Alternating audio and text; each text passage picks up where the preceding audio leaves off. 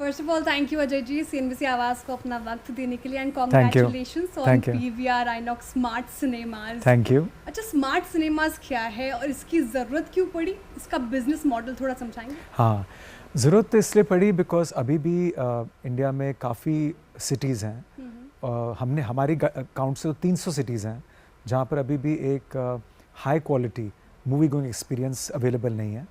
और अगर आप देखें इंडिया की कंपैरिजन काफ़ी चाइना से होता है और यूएस से होता है, यूके से होता है, जापान से होता है, पर स्क्रीन्स पर मिलियन। तो स्क्रीन्स पर मिलियन में अभी काफ़ी पीछे हैं हम। सिर्फ 9,000 साढ़े 9,000 स्क्रीन्स हैं इंडिया में। तो हम काफ़ी देर से ट्राई कर रहे थे कि ये जो छोटे शहर्स हैं जहाँ पर 1,50,000 1.5 लाख की आबादी है, वहाँ पर हम कैसे एक पीवीआर अच्छा एक्सपीरियंस, पीवीआर आइनॉक्स एक्सपीरियंस दें। तो उस हिसाब से हमें ये मुजफ्फरपुर पहली एक ऐसी सिटी दिखी जहाँ पर मुजफ्फरपुर बिहार तो पटना से 2 घंटे की ड्राइव है। तो यहाँ पर हमने देखा कि काफ़ी कंज्यूमरिज्म काफ़ी अच्छा है, एक मॉल भी बन रहा है और मूवीज़ का भी कोई प्रॉब्लम नहीं है, फ्लो का, सिंगल स्क्रीन्स हैं, एक लोकल मल्टीप्लेक्स भी है और साथ में कई ऐसे QSR ब्रांड्स, रिटेल ब्रांड्स भी अवेलेबल हैं। तो हमने कहा अगर यहाँ पर हम खोलें लेकिन कॉस्ट इफ़ेक्टिवली, बिकॉज हमें टिकट प्राइस का बहुत ध्यान रखना है, F&B प्राइसिंग का बहुत ध्यान रखना है।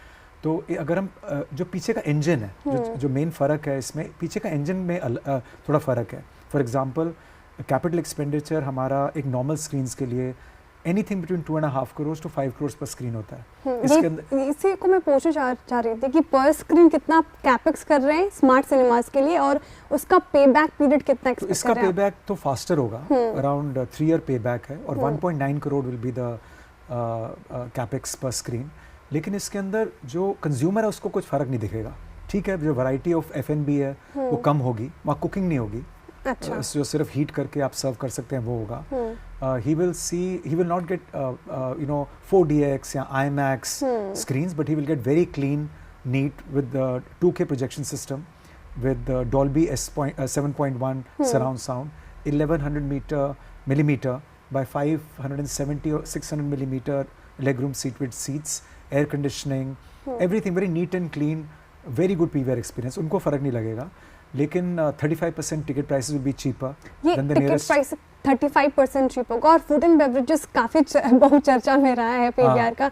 ये थोड़ा सर कम होगा, कम ही होगा, कम मतलब अफोर्डेबल रेंज में होगा, about 25 to 30% cheaper than the metropolitan cities. So ये क्लोजेस्ट सिटी उसके पटना है। तो पटना में हमारा ऑलरेडी एक मल्टीप्लेक्स है, तो उसके साथ कंपेयर करके हम कर रहे हैं। और बाकी हम ये भी देख रहे हैं, हमने ये भी देखा कितने सिनेमा वहाँ पर ऑलरेडी हैं, वो क्या चार्ज कर रहे हैं और फिर उसके हिसाब से हमने इसकी प्राइसिंग करी। वेल रिसर्च्ड है सर। अच्छा, ये फ्रेंचाइजी मॉडल होगा या पीवीआर खुद इन्वेस्ट कर रहा है इस पे? वेल अगर आप देखिए हमारे लास्ट 2 इयर्स में हमने काफ़ी ग्रोथ इवन बड़ी सिटीज़ में फ्रेंचाइज मॉडल से भी करी है और एसेट लाइट मॉडल से भी करी है, जिसमें कंट्रीब्यूशन डेवलपर से भी आई है। ये भी हम उसी तरीके से कर रहे हैं। इसमें फ्रेंचाइज मॉडल भी है। इस पर्टिकुलर मुजफ्फरपुर के अंदर तो एसेट लाइट है, जिसके अंदर डेवलपर ने भी काफ़ी कॉन्ट्रीब्यूशन करी है। तो इस तरीके से ताकि हमारा कैपिटल लाइट जो मॉडल है वो बना रहे इवन इन स्मार्ट सिनेमास। तो अगले 3 से 5 साल के लिए अजय जी स्मार्ट सिनेमाज की लॉन्चिंग कैसे करेंगे आप? कितने सिटीज़ को कवर करेंगे और स्पेशली नॉर्थ ईस्ट को लेकर क्या प्लान है?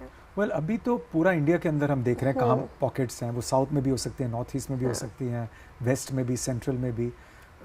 तो अराउंड 300 सिटीज़ हमने आइडेंटिफाई करी हैं। अभी इस साल अराउंड 6 सिटीज़ कवर हो रही हैं और अगले साल अराउंड 20 और हो जाएंगी। तो ग्रोथ रफली अबाउट 30 to 40 स्क्रीन्स आप समझ लीजिए इस साल हो जाएंगी, अगले साल अराउंड 70-80 हो जाएंगी एंड फिर अराउंड 100-150 हो जाएंगी। धीरे धीरे ग्रोथ रैंप अप होगी। एट द सेम टाइम हमारी जो नॉर्मल ग्रोथ है of the main stream cinemas, जो हम दिल्ली में, बॉम्बे में, अभी हमारे 2 खुलने वाले हैं हैदराबाद में, 2 चेन्नई में खुलने वाले हैं, 2 बैंगलोर में खुलने वाले हैं, वो तो चलती रहेगी। एक अलग ग्रोथ इंजन है। अच्छा, जब प्रेस कॉन्फ्रेंस के दौरान आपने एक बात कही थी, इस पर थोड़ा और मैं डिटेल में चर्चा करनी चाहूँगी। आपने कहा था कि अगर 5 साल पहले मैं ये प्रश्न पूछती आपसे कि OTT को लेकर प्रेशराइज फील हो रहा है कि नहीं, आपने कहा कि अब रेलिवेंट नहीं रहा ये शायद सवाल। लेकिन क्योंकि smart cinemas tier 2 tier 3 cities को फोकस कर रहे हैं, वहाँ पर ये रेलिवेंसी होगी सर, क्योंकि घर इंटरनेट काफ़ी अच्छा है, सब कुछ अच्छा है, घर बैठे वो एक्सेस मिल रहा है, तो वहाँ के लोग बाहर क्यों जाएंगे? यहाँ पर कुछ सोचा, क्या प्लानिंग है? क्योंकि ब्रांड न्यू मूवीज़ तो घर पे नहीं देख सकते। तो जो इंडिया में इतना ज़्यादा क्रेज़ है to see a brand new movie, तो that's the biggest difference between a cinema and OTT amongst other differences. One is, अगर आपने हमारा कैंपेन देखा, फ्रेश देखो अभी देखो, फ्रेश देखो, है ना, तो फ्रेश देखो, बड़ा देखो और ऊपर देखो। ये तीनों चीज़ों की वजह से छोटे शहर में भी लोग जाएंगे, क्योंकि ब्रांड न्यू मूवी सिनेमा पे आ सकती हैं। और OTT एक और नाम है, एक और नाम है जो होम एंटरटेनमेंट का है। सो मुझे भी काफ़ी टाइम हो गया करते हुए। पहले VHS था, जब हमने शुरू किया था 1990 में, उसके बाद DVDs आई, LDs आई, सैटेलाइट का बहुत क्रेज़ था, अब OTT का है। होम एंटरटेनमेंट हमेशा रहेगी, तो मैं कभी भी नहीं बोलता कि होम एंटरटेनमेंट में कुछ खराबी है, लेकिन लोग दोनों चीज़ें करते हैं। घर पे आप खाना खाते हैं, घर पे आप ज़ोमैटो से खाना भी मंगवाते हैं, लेकिन फिर भी बाहर जाते हैं। सेम चीज़ मूवीज़ में है, आप घर पे भी कंज्यूम कर सकते हैं, आप और बाहर भी जा सकते हैं। सो इंडियन कंज्यूमर, अभी 1 billion tickets got sold last year, और because people want to go out and watch movies on the big screen. So I think ये coexist करता है। मैं ये नहीं कहता compete, मुझे है OTT भी चलना चाहिए बहुत ज़्यादा, लेकिन ये coexistence है, ये कोई either और नहीं है। That's the point I was trying to make. तो मेट्रोपोलिटन सिटीज़ में तो ओडिसी, स्पाइडरमैन, ये सब चल जाएगा। स्मार्ट सिनेमास क्योंकि Tier 2, Tier 3 सिटीज़ को केटर करता है, तो वहाँ पर कुछ स्पेसिफिकली आपने सोचा है कि यही कुछ जॉनर्स के ही आप मूवी रिलीज करवाएंगे? और देखिए 1980 movies got release last year. Odyssey और स्पाइडरमैन तो 2 मूवीज का अपना नाम लिया बिकॉज अभी टॉपिकल है।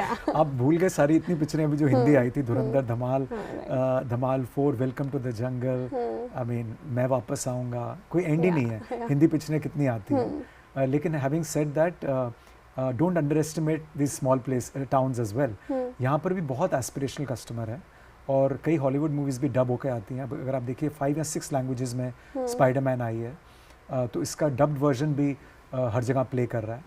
तो हर तरह की पिक्चर चलेगी, जिस तरह की, बिकॉज इंडिया का वही तो इस मार्केट का सबसे ज़्यादा जो पॉजिटिविटी है, इसलिए मैं कभी इस मार्केट से बाहर कभी गया ही नहीं इंडिया से, इसके कंज्यूमर हर तरीके का कंटेंट कंज्यूम करता है। कंटेंट अच्छा होना चाहिए, उनके साथ कनेक्ट करना चाहिए, फिर language is never a barrier. अच्छा, जैसे आपने कहा मुजफ्फरपुर, बिहार से शुरुआत करेंगे, तो भोजपुरी मूवीज भी हम स्मार्ट सिनेमास में देख पाएंगे?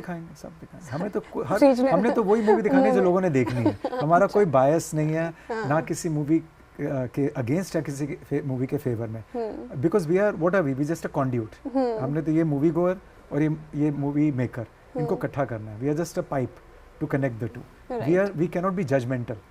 जिस चीज की डिमांड है वो हमने दिखानी है, हमारा कोई जजमेंट नहीं है। नहीं तो बिहार में डिमांड है, तभी मैंने पूछा, मैं भी बिहार से ही आती हूं। हाँ, जरूर आप बोलेंगे, जो कहोगे दिखाएंगे। अच्छा, एक और सवाल, शायद ज्यादा जल्दी पूछ रही हूँ, लेकिन क्या एबिटा मार्जिन इंप्रूव होगा इससे स्मार्ट सिनेमा से? आपको क्या उम्मीद है? यस, एब्सोल्युटली, बिकॉज अब तो हर फोकस ही एबिटा पे है। तो कोई भी अगर हम इन्वेस्टमेंट करते हैं, लिस्टेड कंपनी चलाई है, तो उसमें सबसे पहले तो उसका इकोनॉमिक रैशनल देखना बहुत ज़रूरी है। बट ₹1 भी नहीं हम इन्वेस्ट कर सकते जब तक उसके कोई return on capital employed is not as per the market expectations. तो आखिरी सवाल है जी, फाइनेंशियल ईयर 27 के लिए स्क्रीन एडिशन गाइडेंस क्या होगा? हमने ऑलरेडी दिया है, अराउंड 120 रफली स्क्रीन्स खुलेंगी। 120 screens. Very impressive number. Thank you so much for joining us. Thank you. और CNBC आवाज़ को अपना वक्त देने के लिए. Thank you so much. Thank you.